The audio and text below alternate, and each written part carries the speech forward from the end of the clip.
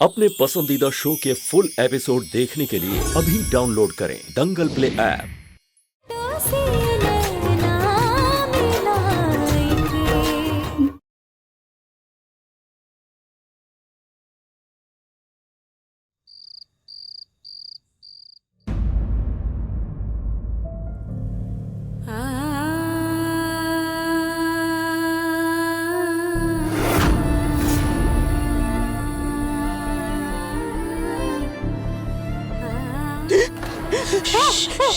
चीखना मत। यहाँ क्या कर रही हो तुम? सुहाग रात पर सुहाग की सेज को छोड़कर तुम पत्थर की सेज पे सो रही हो? सिंदूर, सुहाग रात का सेज, हमरे तुमरे बीच में संबंध, रिश्ता, किसी चीज की उम्मीद मत रखना तुम। कहा है ना कि हमको खुला में सोना कहा था ना। बंद कमरा में दम घुटता है हमारा, डर लगता है हमको। किससे? अनहरिया से। वो कहा है ना कि हम अपने घर में ना कभी खुले आंगन में कभी खुले छत पे सो जाते थे और सोते सोते खुले आसमान में तारे भी गिनते थे, और जब चांद निकलता था ना उससे इधर उधर का खबर भी लेते थे। पकली। हाँ सच में बुआ जी। झिंगुर झिंग झिंग झिंग, झिंगुर का आवाज सुने कभी आप? पता भी है कहाँ सोई है तू? हाँ, कहाँ सो गए हम? दूसरा किसी को दिखाई नहीं दे रहा होगा, लेकिन हमको तो दिख रहा है ना। आपके सफर का कितना थकान है आपके चेहरा पर देव बाबू। वो सब का जरूरत नहीं है अभी। काहे जरूरत नहीं है? इतना लंबा सफर से आए हैं आप, थक गए होंगे ना। अरे बोले ना, नहीं नहीं। हम तो कहते हैं कि थकान उतारने के लिए आपके सिर में तेल का मालिश बहुत जरूरी है। अब आपकी जरूरत का ध्यान हम नहीं रखेंगे तो कौन रखेगा? हर बार चुप रहना जरूरी नहीं है कुहू, कभी कभी जिद करना भी जरूरी होता है। तुम भोलेनाथ को बहुत मानती हो ना? बोले बाबा बहुत। अरे हमारे लिए तो एक खास है बचपन से। इनको तो हम सब बात कह देते हैं जो हम किसी से नहीं कह पाते, और जीत कर करके तो कितना बात मनवा ली है। मतलब काफी जानती हूँ। पर क्या तुम माँ पार्वती के बारे में जानती हो? एक बार भोलेनाथ ध्यान में इतना रम गए, इतना मगन हो गए कि वो उन्होंने ना दीन दुनिया सब भूल गए, बिसरा दिए। वैसे हम जो बात सुने वो सही है क्या? क्या सुने हो? ये कि आप एक घर के मुखिया हैं और आपका कहा हुआ पत्थर का लकीर। पूरा दुनिया का फैसला सुनाते हैं आप, एक हमारा ही फैसला अटका हुआ है।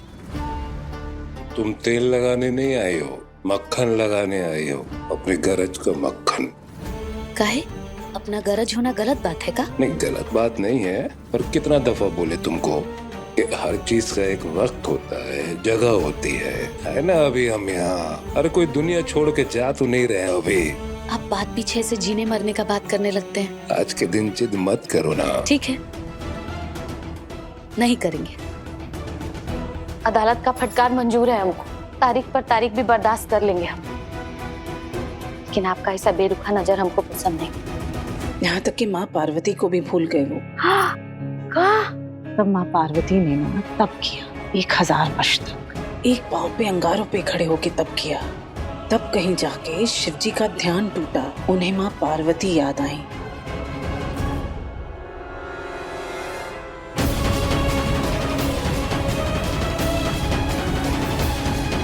तीन साल पहले एक हादसे में राजीव की आंखें चली गई थी। उसके बाद से उसने अपने आप को जिल्लत और दुख के अंधेरे में कैद कर लिया। सारी दीन दुनिया से मुंह मोड़ लिया उसने।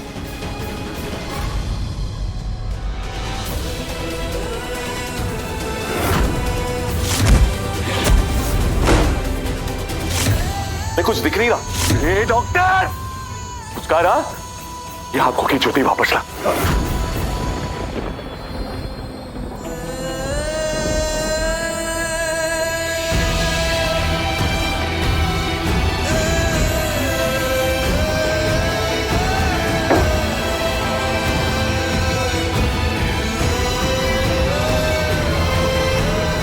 कुहू, तुम राजीव को दिखाई ही नहीं देती, ना नजरों से ना दिल से। उसका ध्यान अपनी तरफ खींचने के लिए तुम्हें तब करना होगा, जिद करनी होगी तुम्हें। समझ रही हो ना हम क्या कह रहे हैं? आसान नहीं है बेटा, बहुत मुश्किल है। राजीव जिस ऊंचाई से नीचे गिरा है ना, उस खाई को पाटना बहुत मुश्किल है। उसके मन में दुख की परतें चढ़ गई हैं, और उन परतों को तुम्हें अपने प्रेम से, सेवा से, सब्र से हटाना होगा। मन के जिन अंधेरों में वो भटक रहा है ना, उसमें उम्मीद की रोशनी तुम्हें जलानी होगी कुहू। और इस काम के लिए ना सिर्फ तुम्हें उसके दिल में जगह बनानी होगी, बल्कि इस घर में भी जगह बनानी होगी बेटा।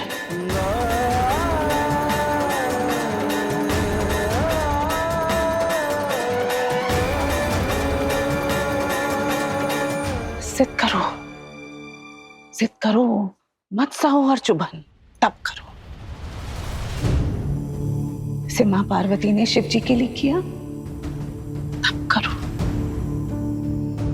ये घर तुम्हारा है कुहू, तुम इस घर की बहू हो। राजीव तुम्हारा पति और तुम उसकी पत्नी हो, यही सबसे बड़ा सच है। इस सच को तुम स्वीकार कर लो, गांठ बांध लो। और इस बात की साक्षी के लिए तुम इस मूर्ति को, शिव पार्वती की मूर्ति को यहीं स्थापित करो मंदिर में।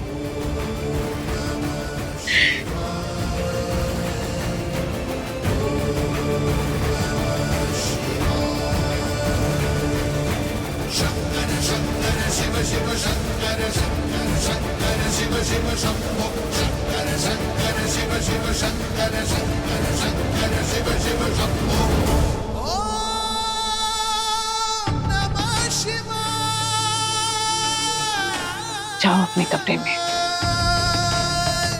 अपने सुहाग के पास, जिसमें अग्नि को साक्षी मानकर सिर्फ और सिर्फ तुम्हारा हक है कुहू।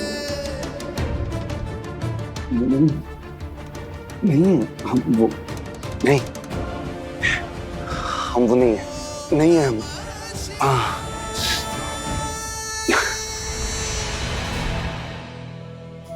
ये बोले ना, क्या भाग दे के भेजे हमको यार, क्या आते दुख बहन भी मिल गई हमको। और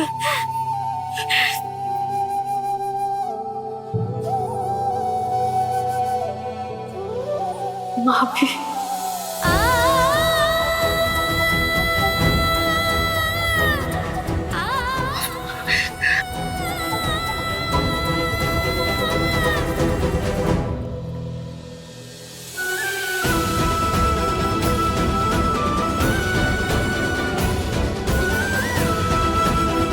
जाओ अपने कमरे में।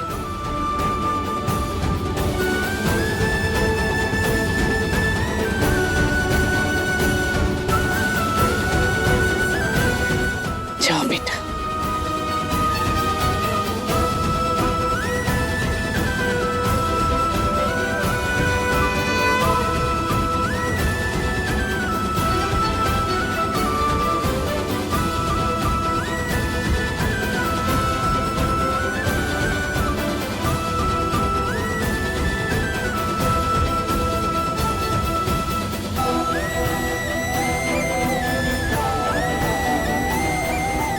जिद करो, मत सहो हर चुभन, तब करो। इसे मां पार्वती ने शिव जी के लिए किया।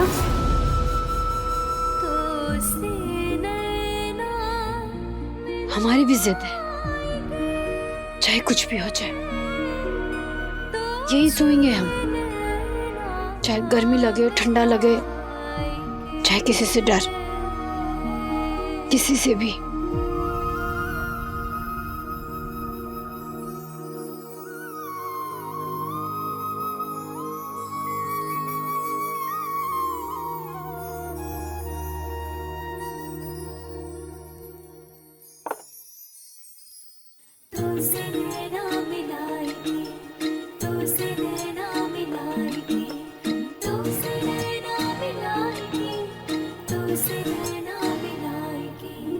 उजियारों की बूंदे नैन ये मेरे ढूंढे, निखर जाएगा जीवन मन में राग गूंजे, आँखों में जगने लगे आशाओं के दिए, लो आ रही जिंदगी बाहों में सपने लिए, ये लेख की गठरी एक दिन तो खुलेगी, हर धुंधली धुंधली मेरी आस धुलेगी, मन में नई उम्मीद जगा के तो से नैना मिलाएंगे, तो से नैना मिलाएंगे, तो से नैना मिलाएंगे, तो से नैना मिलाएंगे। ये भोले बाबा का संगीत है हमें कि चाहे आप आज माने या ना माने, रिश्ता तो बन चुका है। पति है हम हमारे, हम करेंगे तब राजी बाबू, आपके अंदर का सारा गुस्सा हम मिटाएंगे। दिल तो है आपके पास, उसको अपने लिए हम धड़काएंगे।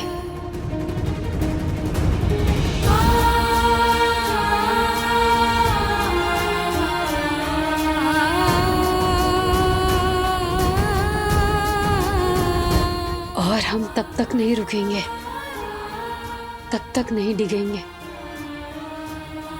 जब तक कि आप अपना ध्यान तोड़कर हमसे नैना नहीं मिलाते। तब तक ये नैना आपको तकते और तकते रहेंगे।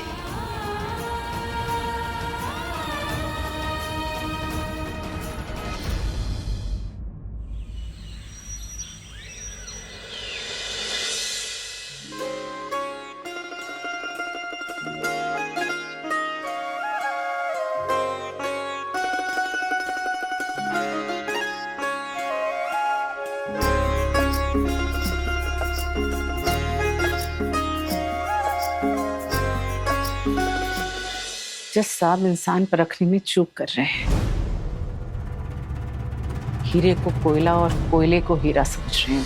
चंदेल भवन में सिर्फ एक बहू आई है, हंसिनी। अब इस रंग रूप में हम तो को अपनी बहू मानेंगे नहीं। एक ये है जो आंखें मूंद कर अपनी दायित्व निभा रही है, और एक वो जो पग पग पे नखरे दिखा रही है।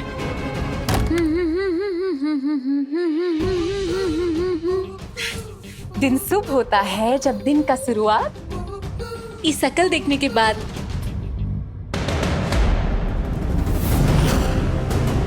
ये चांद सा चेहरा अचानक मुरझा क्यों गया? का चांद का चेहरा एकदम ही पासी लग रहे हैं हम। और अब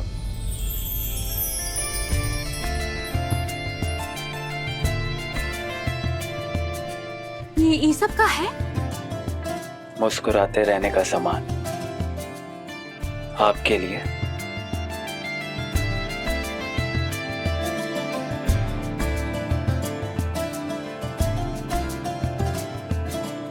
कल दुखी हो गई थी ना कि हमने आपका साथ नहीं दिया, आपको अकेला छोड़ दिया। तो हमने भी सोचा कि हम कुछ ऐसा करें जिससे आपको यकीन हो जाए कि हमें आपकी कितनी फिक्र है। मानती है ना आप? जी क्या बोले? कुछ नहीं, देखिए आपकी पसंद की हर एक चीज है।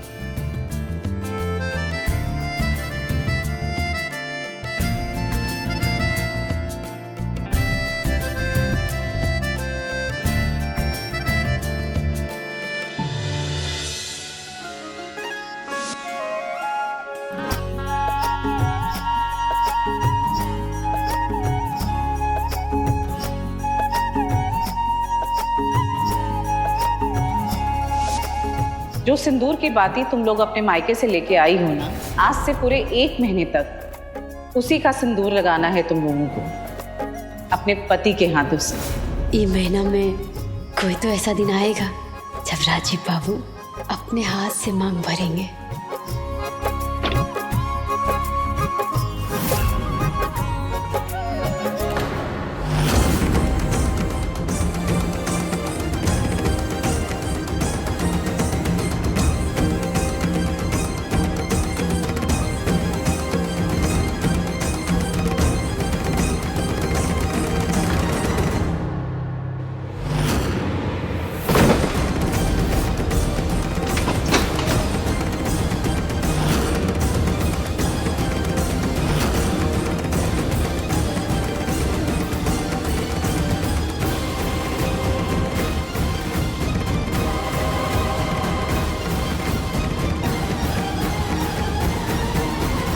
पसंद का सामान तो है, चीज भी अब एक से एक लाए हैं, कपड़ा, गहना, लीपा पोती, मेकअप का सामान, पर एक तो चीज में कंजूसी कर दिया। कंजूसी? किस चीज में? ई का है बच्चा वाला फोन। जानते हैं हमारा पहला वाला फोन इससे बड़का और भारी था। हमरे मुनिया टोला में जितिया, पुष्पा, सुमन सबके पास ये बड़ा चप्पल के साइज का फोन है। हम यहाँ रो रहे हैं और आप वहाँ बैठे बैठे हंस रहे हैं, खिलखिला रहे हैं। हंसे नहीं तो और क्या। एक बार इस फोन के डब्बे को पलट के देखिए। इसका कीमत कितना होगा? 10,000, 15,000 और कितना? 1,00,000? 1,50,000। इस समय दुनिया का सबसे मॉडर्न, लेटेस्ट और सबसे महंगा फोन सिर्फ और सिर्फ आपके लिए। आप इतने प्यार से लाए हैं तो स्वीकार तो करना पड़ेगा ना।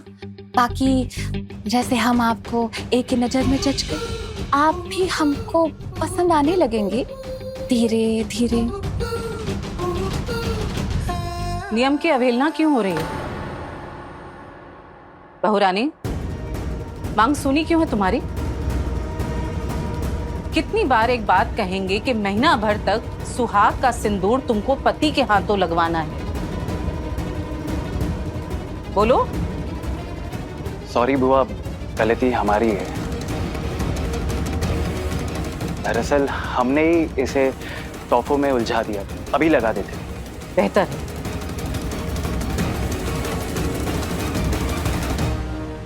देखिए, इस बार साथ दिया ना आपका। तो चलिए सिंदूर लगा दीजिए। आइए।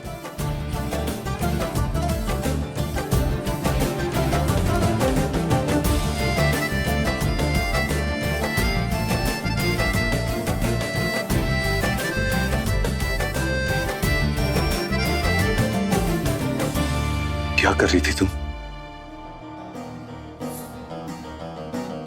हमारी लाचारी का नाजायज फायदा उठाओगी, पीठ पीछे मनमानी करोगी। मना किए थे फिर भी मांग में सिंदूर लगाने चली थी। हमारी बीवी नहीं हो तुम। ये तकोसले करना बंद कर दो। ये जो लगाई हो ना माथे पे, निकालो इसको।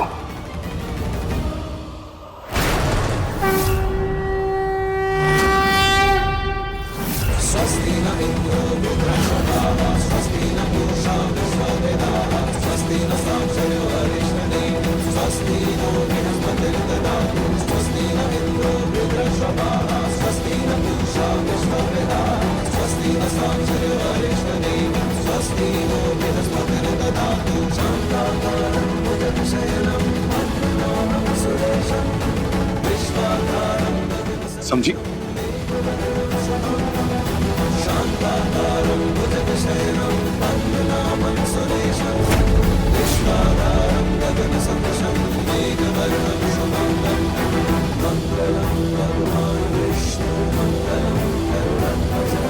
वो कौड़ी की कीमत नहीं है सिंदूर की, महज नौटंकी है, हौसला।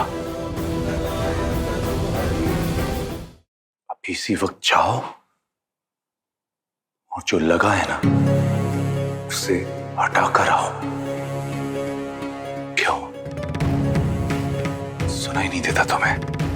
जाओ और उसे मिटा कर आओ। आप परमेश्वर हैं? क्या? भगवान भोले बाबा परमेश्वर हैं आप?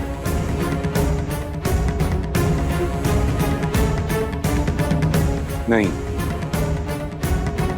पति परमेश्वर है? क्या बोले जा रही हो?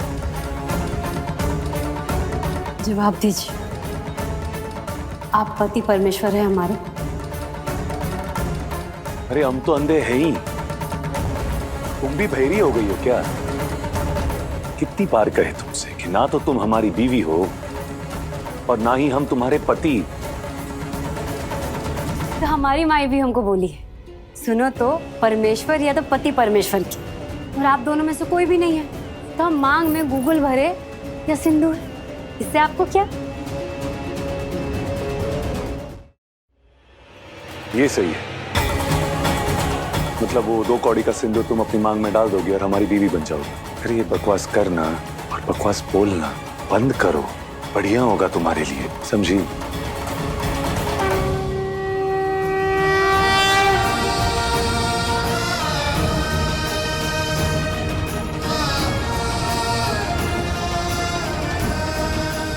आप हमें अपनी पत्नी माने या ना माने, हम अपना पत्नी धर्म निभा के रहेंगे, जिद से और तप से।